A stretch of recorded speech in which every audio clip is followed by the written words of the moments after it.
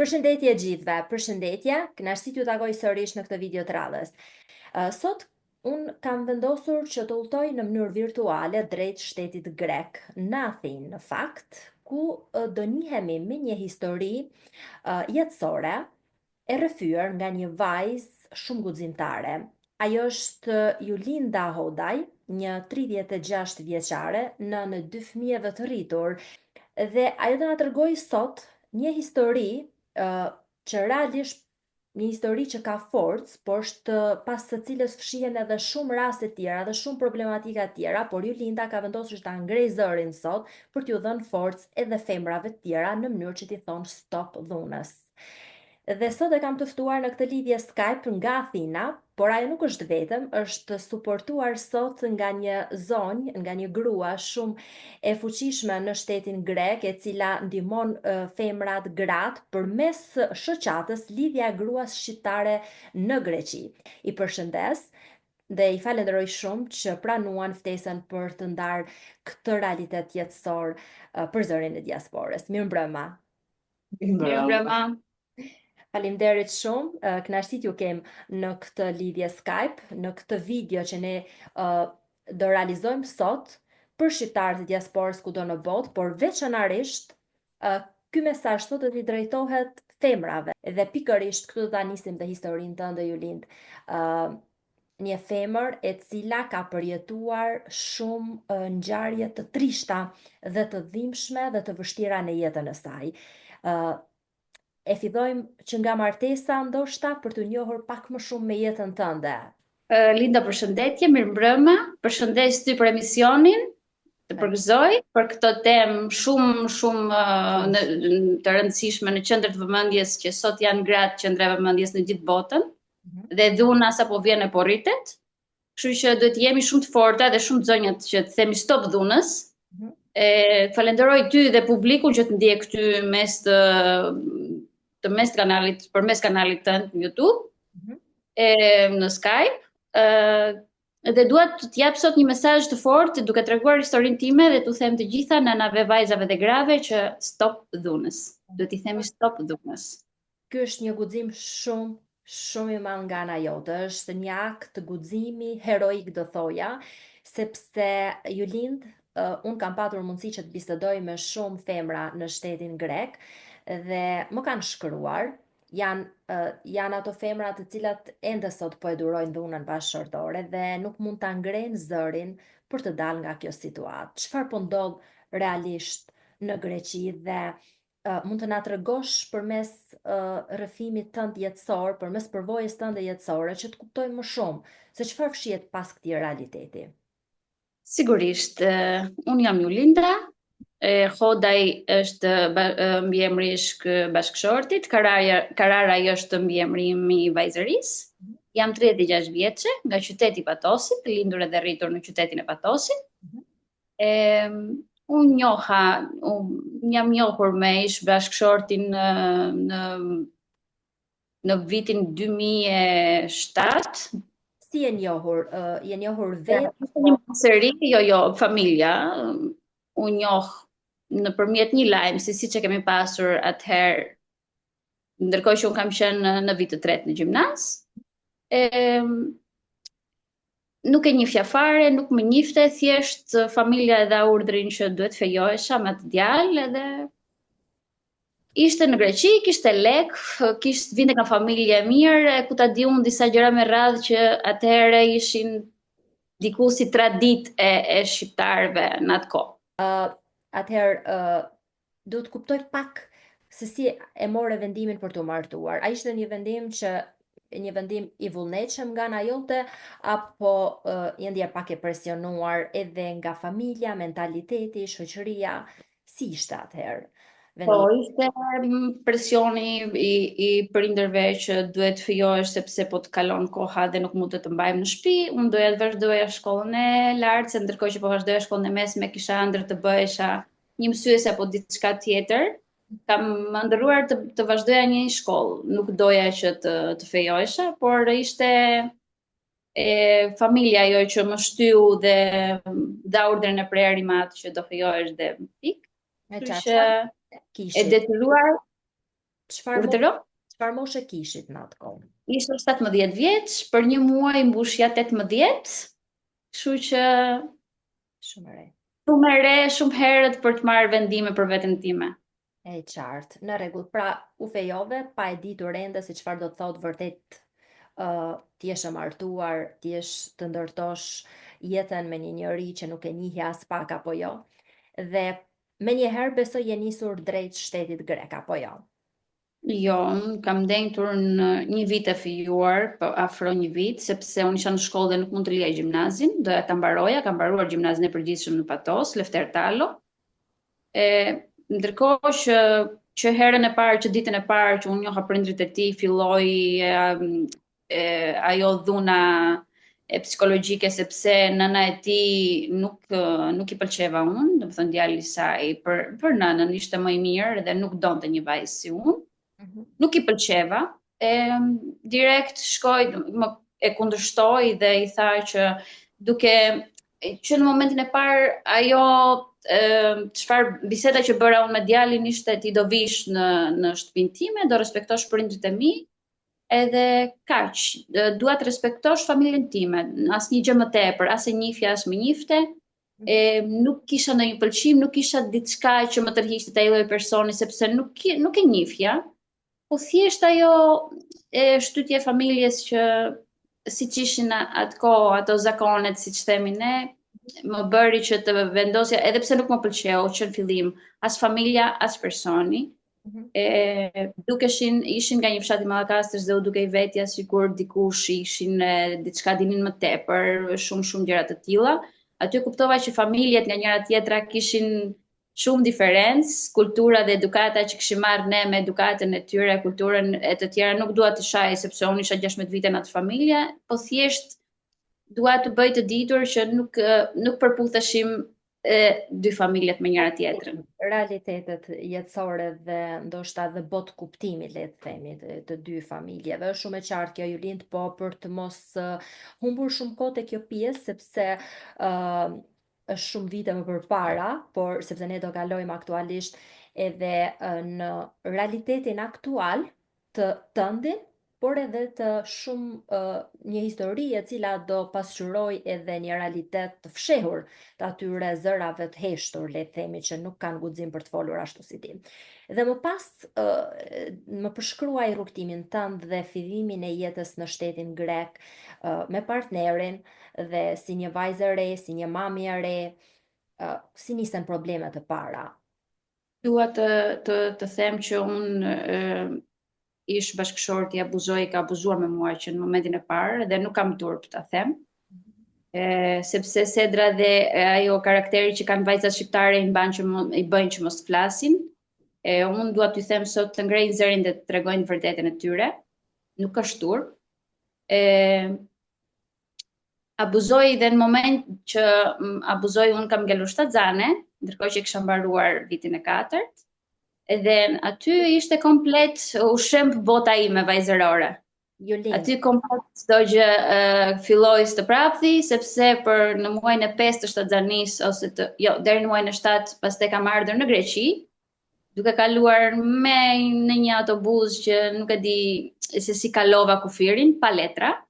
Edhe këtu pastaj filluan, pasi kam lindur vajzën në Greqi në qershor të 2008-s, tu filluan akoma dhe më të mëdhaja problemet dhe dhuna dhe të gjitha, sepse unë kur erdha këtu nuk di asgjë, unë kam mësuar gjuhën për 3 muaj, u bëra nën edhe domosdo ishte tjetër mënyrë jetese, ishin ndryshe gjërat, në një shtet të huaj, pa mbështetje, pa skënd, pa telefon, pa mundësi që të hapsha diku të flisja, të thoja që unë po kaloj keq, unë nuk jam mirë, çfarë duhet të bëj?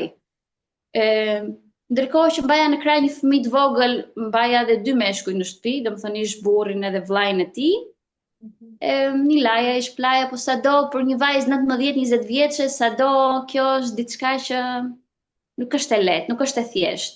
E kuptoj. Dhuna kur ka nisur? Dhuna fizike, edhe psikologjike ka qenë që në kryet herës, por dhuna ka nisur deri në fejes. Nuk kemi pasur sepse unë pasi kaluan disa muaj, që nga dita e parë që unë njoh, ai erdhi në Greqi, unë ndënja atje, Duke njohur me prindrit e tij filluan konfliktet, sepse ai nuk ishte, erdhi pas 6 muaj, edhe kam ngrënë pllëmën e parë, se po e them kështu siç e themin në Shqipëri, pas 6 muaj fijese. Dhe cili ishte reagimi jot? U stepa, duke qenë se edhe unë si fëmijë kam parë dhunën me sytë e mi, sepse dhe prindët e mi janë ndarë për çështje dhune. Nuk do doja kurrë që unë si njeri, sepse isha një vajzë shumë nuk flisja, siç themi ne, sot kam fuqi dhe ngrej zërin. Atëherë isha thjesht një 18 vjeçare e mësuar që diku e shifje babain në sy dhe ule kokën, nuk ishin gjërat siç janë sot. E nuk mund të flisje lirshëm. Kështu që nuk e prisja kurrë diçka të tillë, edhe pse unë nuk i njihja ose nuk më njihnin, nuk u kisha dhënë kurrë atyre të më silleshin në atë lloj mënyre. Edhe shumë keq, nuk e prisja kurrë. Kërkova pse në mënyrën time, ama mu përgjigj që nuk duhet të kishe folur, nuk duhet të kthesh përgjigjen në sy të nënës, sepse mu drejtuan dhe më ngretën gishtin dhe më thanë që ke fajin ti që ngelesh të xane, ose mama e vetë që tha që nuk e di ma është djalit, ai vetë thoshte që nuk e di ama ky fëmijë është imi apo jo, dhe du ta abortosh këtë fëmijë. Ndërkohë që ai ishte fëmia e tij, se unë ishe njeriu i parë që kisha shkuar, nuk kisha shkuar me njëri tjetër. E qartë. Kështu që aty kanë filluar problemet e para. Do kanë kërkuar për të abortuar edhe fëmijan. Po. Po ke kërkuar ndihmë tek familja jote për këtë padrejtësi të madhe që të është bërë Julind, apo tek institucionet e tjera në atë kohë? Jo, sepse në atë kohë babai im shkoi në shtëpinë e tyre dhe u ndat dita e martesës, edhe pse unë nuk doja. U ndat ditë martese dhe u tha që goca do merret, fëmia do mbahet dhe do vazhdojnë ta të dy si çift të dy. Do vazhdojnë jetën e tyre në shtetin grek, duke mos ndërhyrë prindrit me njëri tjetrin. Ndryshe, nëse do ndodhte diçka tjetër, pastaj nuk e di se si biseda e prindërve me njëri tjetrin, sepse nuk kam qenë në atë momente, nuk na u lejua që të ishim prezent, por që ndërhyri babai im dhe u tha që nuk ma lindi dot vajzën, edhe fëmijën do ta mbajnë, sepse është fëmia e tij. Dhe u lanë gjërat, për 3 javë kemi ndarë didasme dhe u martovëm. Kam qenë 3 muaj shtatzane kur jam martuar, kur kam vesh fustanin e bardhë. Thjesht për sytë e botës, jo sepse donim. E kuptoj. Dhe vllajën e tij, në çfarë viti keni emigruar drejt Greqisë? Kam ardhur në Greqi në 23 prill të 2008-s. Me qartë që ishe shtatzan apo jo? Po, kam qenë 7 muaj shtatzan. Me qartë. Më trego momentet më të vështira të jetës Julind në shtetin grek, kur ti nise jetën komplet në një shtet të ri, të panjohur, me një partner që tashmë e dije se si ishte. Më trego peripecitë e tjera të jetës në këtë shtet më pas. Çfarë të tregoj më përpara, po disa gjëra, i mbaj mend të gjitha, por nuk do na marrë shumë kohë, kështu që disa gjëra. Momentet kam qenë shtatzane para se të linj vajzën dhe kam pasur tensionin e ulët të gjakut gjithmonë, nga stresi që dhe nga presioni që më ushtronin qoftë edhe prindët e tij, edhe nga telefoni dhe ai vet. Ngrihem të gatuaj për një moment, sepse e dija që në orën 3 do vinte nga puna, se ishte gjithmonë i larguar, ishte në punë, punonte deri vonë, po kishte një moment dreke që kthehej dhe më bie tensioni, ndërkohë që kisha vënë tiganin me vaj në zjarr dhe më bie të fikët dhe tigani merr flak. Ndërkohë hyn në derë dhe në vend që të më përmend mua, aty kam, domethënë jam rrahur shumë keq, jam rrahur barbarisht dhe nuk më lejoi të shkoja në spital.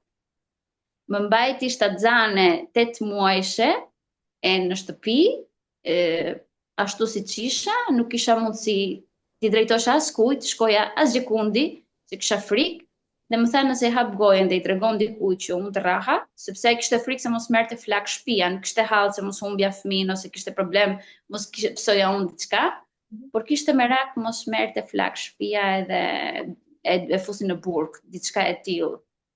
Dhe më pas kam lind vajzën, vajza ka qenë 2 muajsh e gati, kam pasur probleme me gjithmonë vinte i dehur, më vjen në shtëpi dhe kërkon, nuk e di, pas 2-3 ditësh sepse kur punonte natën bëheshin disa panajire dhe punonte 2-3 ditë natën sepse ishte pjekës në shfaqje. Dhe kur më vjen pas 2-3 ditësh më kërkon një palë pantallona, ndërkohë që unë nuk mund t'ja bëja gati sepse duhet i jepja gjë vajzës edhe më vonë. Dhe mi kërkon në atë moment dhe i donte të hekurosura. Për momentin i kthehem dhe i them të lutem, prit të ushqej vajzën dhe më vonë do t'i hekuros. Dhe siç e kishte rripi në pantallona e nxjerr dhe më godet më atë dhe nuk e mbaj mend se çau bë pastaj. Bile kam pasur dhe vajzën krah. Kështu që edhe shumë momente të tjera që ikte nga shtëpia edhe buk nuk sillte në shtëpi edhe pse merrte shumë lekë të mjaftueshme për të mbajtur familjen.